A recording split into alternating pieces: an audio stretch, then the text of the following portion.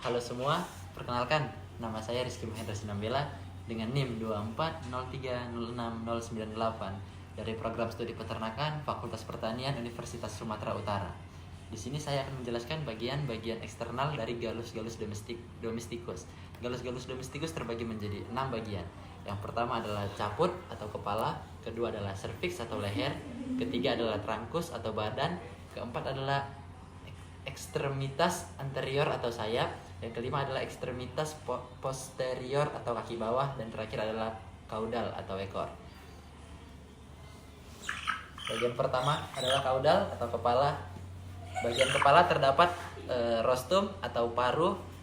Paruh terbagi menjadi dua bagian, atas dan bawah. Bagian atas memiliki nama maxilla dan bagian bawah memiliki nama mandibula. Kemudian ada nares anteriores atau lubang hidung. Ketiga ada cera atau jengger. Selanjutnya ada organon visus atau mata, dan kemudian ada porus acousticus externus atau lubang telinga. Kemudian ada cervix atau leher. Leher berfungsi untuk menyambungkan atau menghubungkan antara caput kepala dengan trunkus atau badan. Trunkus atau badan terdapat 5 bagian buluh pada trunkus.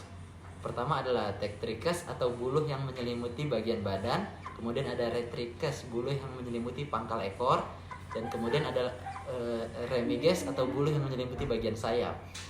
Kemudian ada parapterum atau buluh yang menyelimuti daerah bahu. Kemudian ada alaspuria atau buluh yang menyelimuti digiti. Anatomi buluh terbagi menjadi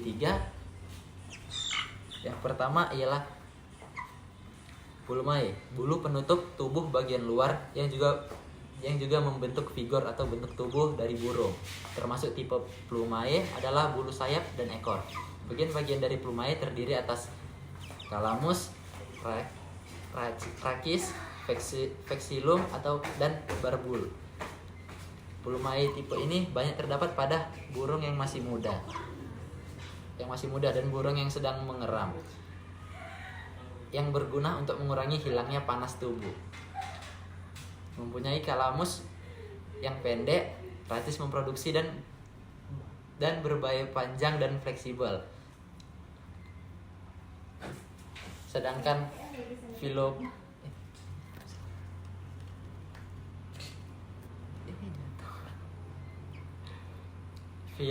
Filoplumae yang paling kecil ini, tipe ini mempunyai bentuk seperti rambut dengan tangkai buluh yang panjang dan pada ujungnya terdapat barbae. Tipe ini tumbuh merata tetapi sangat jarang. Fungsi buluh ini belum jelas diketahui. Kemudian ada ekstremitas interior atau sayap, dan kemudian ada ekstremitas posterior atau kaki bawah, dan yang terakhir adalah kaudal atau disebut dengan ekor, berfungsi sebagai menjaga keseimbangan tubuh saat bergerak atau bertengger. Baik, sekian saja video yang bisa saya sampaikan. Kurang dan lebih mohon maaf. Assalamualaikum warahmatullahi wabarakatuh. Assalamualaikum warahmatullahi wabarakatuh. Halo semua, perkenalkan nama saya Rizky Mahendra Sinambela dengan NIM 2403060998 dari program studi peternakan Fakultas Pertanian Universitas Sumatera Utara. Kali ini saya akan menjelaskan tentang bagian eksternal pada hewan kelinci. Tubuh kelinci terdiri dari, pertama ada caput atau kepala, kemudian ada kolum atau leher, kemudian ada trunkus atau badan, dan ekstremitas libere atau anggota gerak bebas terbagi menjadi 2. Yang pertama adalah ekstremitas cranialis atau anggota gerak bagian depan, dan selanjutnya ada ekstremitas caudalis atau anggota gerak bagian belakang, dan terakhir adalah ekor. Bagian yang pertama akan dijelaskan yaitu caput atau kepala. Bagian kepala kelinci memiliki beberapa organ utama. Yang pertama ada lima oris atau mulut, kemudian ada fibrisae atau rambut panjang, kemudian ada nares externus atau lubang hidung luar, dan kemudian ada organon visus atau mata, kemudian ada organon auditus atau telinga sebagai indera pendengar, terdiri dari pinnae auriculae atau daun telinga, dan porus acousticus externus atau lubang telinga luar. Kemudian ada trunkus atau badan.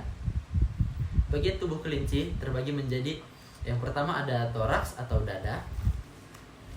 Kemudian ada abdomen atau perut, dan kemudian ada dorsum atau punggung, dan kemudian ada glutae atau pinggul, dan perineum atau otot sekitar alat genital. Organ yang terdapat pada trunkus ialah yang pertama ada mamae atau kelenjar susu dengan puting di daerah inguinal. Ini tidak ada karena kelincinya jantan ya teman-teman. Kemudian ada anus. Karena kelinci ini jantan, jadi dia memiliki penis. Lalu ada skrotum atau kantong zakar. Kemudian ekstremitas librae atau anggota gerak bebas. Anggota gerak bagian depan atau humerus atau tulang lengan atas, dan radius dan ulna tulang lengan bawah. Kemudian ada karpal atau pergelangan tangan, dan metakarpal atau telapak tangan, dan phalanges jari tangan.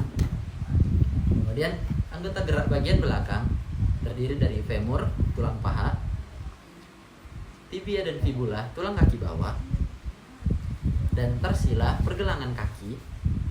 Kemudian ada metatarsalia atau telapak kaki.